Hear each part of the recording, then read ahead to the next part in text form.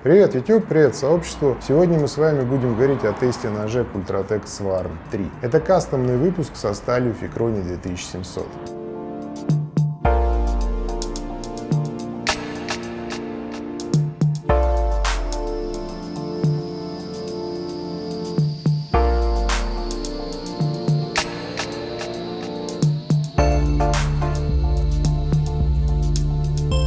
Смотрите, тут есть несколько любопытных моментов. Во-первых, насколько мне известно, это первое применение этой стали на складных ножах. Возможно, на ножах вообще.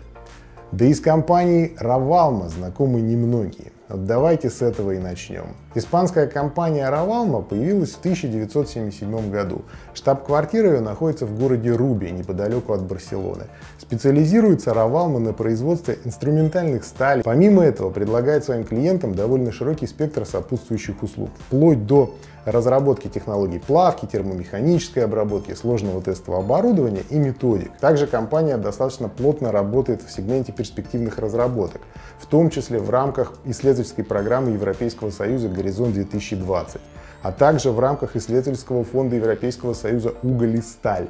Многие программы, исследовательские мощности направлены на оптимизацию, улучшение характеристик металлов в направлении штампов, пресс-форм, технологий производства изделий из композитных материалов. К этой же, собственно, группе принадлежит и Ficroni 2700. Компания крайне любопытная. Чаще всего, вы знаете, сталепромышленники — это некие гиганты, которым понятие «завод» крайне слабо применимо. Тут куда как вернее, на мой взгляд, исчезнувшее уже почти понятие «комбинат».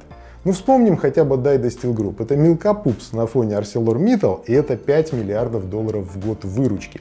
Компания, разумеется, публичная, как и Северсталь и все остальные гиганты, но не Rawalma.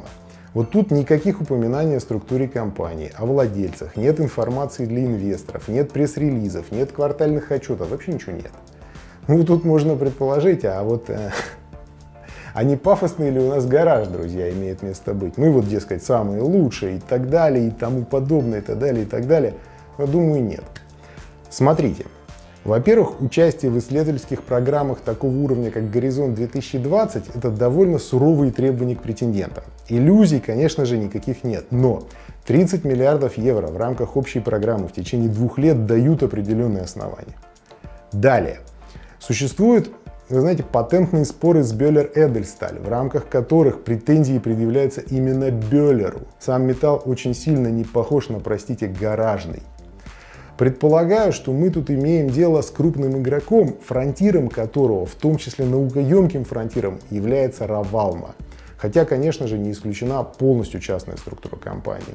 Что характерно, ни в случае с Ficroni 2700, ни с ее аналогами, о них позже, не идет речи о ножевом производстве. Точно так же, как ее не было и в начале работы с М390.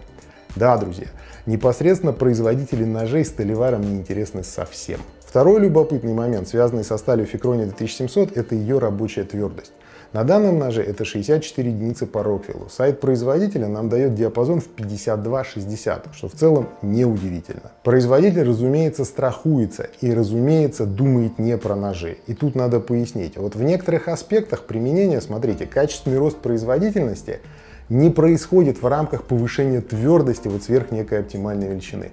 А вот рост износа обрабатывающих деталь мощностей растет как раз кратно. Отсюда такие горизонты. Ну и вдобавок сайт производителя действительно местами напоминает пафосный гараж. Ну, состава стали, например, на нем нет. Такие порталы, как Z-Knives, они не знают, ну и так далее. Точилась железка весьма и весьма достойно, набрала очень неплохую остроту, и в целом нельзя сказать, что заточка представляет из себя что-то, такое сложное. Однако простой ее тоже назвать нельзя.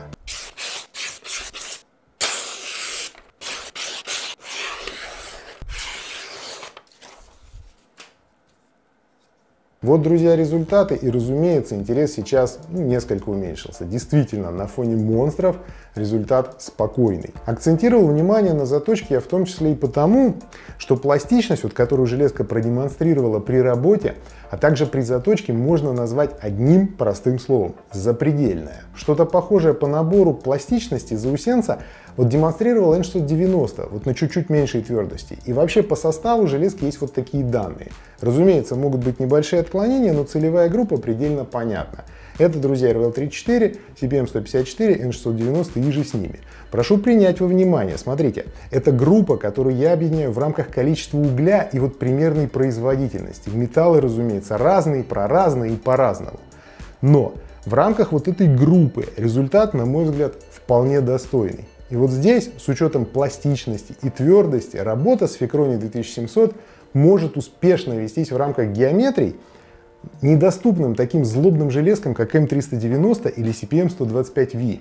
Конечно же, N690 тоже обладает очень высокой пластичностью и схожа в поведении с Ficroni 2700.